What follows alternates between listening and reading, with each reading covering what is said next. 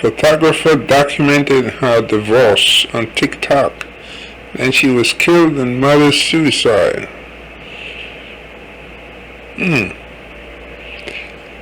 Let's see, a photographer who documented her journey of healing from her divorce on TikTok was killed by her ex-husband in a murder-suicide, according to local reports. Wow. Sania Khan, 29, was found dead at her home in Chicago on July 18th, Fox 5 reported. Her ex-husband, 36-year-old Raheel Ahmad, traveled to Chicago from his home in Georgia to salvage the marriage, the outlet reported. There, he killed Khan and then turned the gun on himself, Chicago police said, according to Fox 5. Khan was pronounced dead at the scene, and Ahmad was later pronounced dead at the nearby hospital, the Chicago Police Department told McClatchy News. Khan's death was ruled a homicide by coroners, and Ahmad's death was ruled a suicide, NBC News reported. Police were asked to check in on Ahmad in Chicago after his family members reported him missing in Atlanta. Police in Georgia told Chicago police that the couple was going through a divorce at the time of Ahmad's disappearance, the Chicago Sun-Times reported. In hot TikTok videos, Khan discussed the immense pressure she felt as a South Asian woman going through a divorce. She urged her followers to stand up for themselves and to pay attention to red flags. She talked about her journey to feel empowered after her divorce, even though other people in the South Asian community did not support her decision, according to several of her videos. To my South Asian queens, a reminder that you don't have to settle in marriage or love, Khan said in one of her videos under the username GeminiGirl099. The person you marry is the person you sleep next to every night, every single night. Please don't take that lightly. Sleeping next to you is an honor. Is that man truly deserving of you, or does he just look good on paper? In another video, Khan said that going through a divorce as a South Asian woman feels like you failed at life sometimes. Khan and her ex-husband, both of Pakistani descent, met online and had been together for about 5 years before marriage. Khan's friend Maru Sheikh told the Chicago Tribune. Sheikh, who was Khan's maid of honor, said Khan was initially wary of posting about her divorce on social media because she knew she would receive backlash. However, she later changed her mind. We as a society are willing to sacrifice women time and time again just to uphold some cultural norms, and she was not about it, Sheikh told the Tribune. After careful consideration, going back and forth, she finally decided that she owed it to herself and other women of color to speak out, because she felt it was a personal responsibility for her to speak out and let other women who are in the same situation know that this is something that happens. Not everything is roses and rainbows. Her post often reflected her high hopes for life after her divorce. She was planning to move back to her hometown of Chattanooga, Tennessee, the Sun-Times reported. Khan's friend Gabriella Bordeaux, who traveled to Chicago on the day of Khan's murder to help her pack up her things, told the Chattanooga Free Press. Bordeaux also told Time that she frequently discussed the issues in Khan's marriage with her. Khan was encouraged to stay, pleaded with to stay by her family and her ex-husband's family. Bordeaux told Time, "I didn't see someone as spirited as her being so manipulated or controlled by someone, but she was."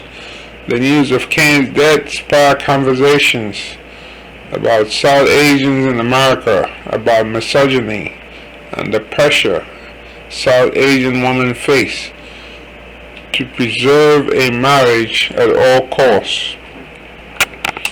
According to Time and NBC News, in South Asian communities, there's this concept of saving face and preserving family honor, not bringing shame to the family. Those things are prioritized over an individual's safety.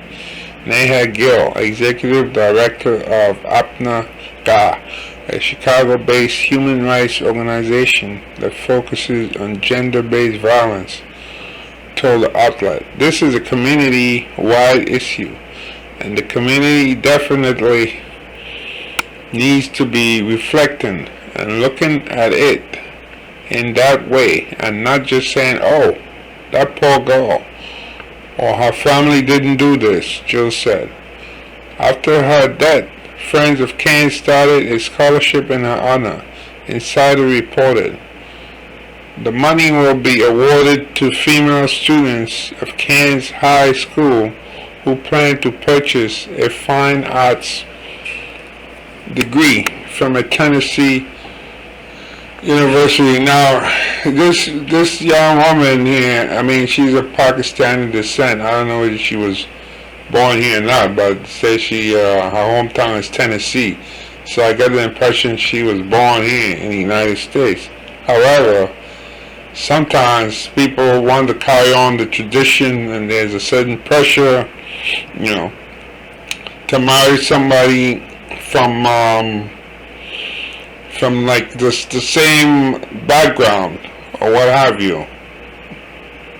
Now, see, if she had married, let's say, like a regular American, not that regular Americans don't kill, don't get me wrong, but if she had married like a regular guy, American guy, her family probably wouldn't like it. However, if they did get divorced, that American guy most likely would have gone his own way instead of, going with a gun and getting all worked up to kill her. But in this particular culture, the Pakistani, and I'm speaking from what I know in the past, they can do terrible stuff to women, I mean, there was a Pakistani guy, he showed me some videos. This was like many years ago. I guess this was before YouTube had all those rules, and, at one time YouTube didn't have all these community standards, so you could put a lot of stuff. And he showed me videos of really horrible stuff being done to Pakistani women. I mean, it was really outlandish. Yeah. Whether it's rape or being burnt or stuff like that. A lot of stuff, horrific stuff. All that stuff maybe it's removed now because, YouTube, but with its community standards. I mean, I posted an article about a dog, a puppy that was left in a car, windows closed, and there was like a band put around the dog's mouth so the dog went back. It was 113 degrees. I think maybe that's around 45 Celsius or maybe more. And YouTube, they didn't strike it, but they say they have to review it. Really. It wasn't like it was similar like how some people leave their kids in a car, on a hot day. Would YouTube strike a video like that? Somebody leave their kid in a car The kid is still alive, and the police came, got the kid out. But this is how YouTube behaves now. But anyway, I'm digressing. But the point is, I did watch some of those videos that means, gave me the links too. And it's very terrible. So this young woman, she probably was trying to do the right thing and marry this guy. She met this Pakistani guy online. You get that pressure from the family, and even if things are going bad, they don't want you to divorce. But she probably said, look, the hell with it, I'm living in America, probably born in America. I don't have to live like that. I want to move on. And that cost her her life, unfortunately, So what is the answer? What is the answer really? Should young women avoid men like that from the same culture, because they know that some men from those culture can be very abusive, which includes up to throwing acid in a woman's face, Yeah. So it's like, okay, you can't have me, I can't have you, alright, so I throw acid in your face, In Pakistan, they do that kind of stuff too, Yeah. Very horrible. The terrible things that are done, or shoot people at a wedding, for example. Yeah. So, anyway, that's really unfortunate what happened to this young woman.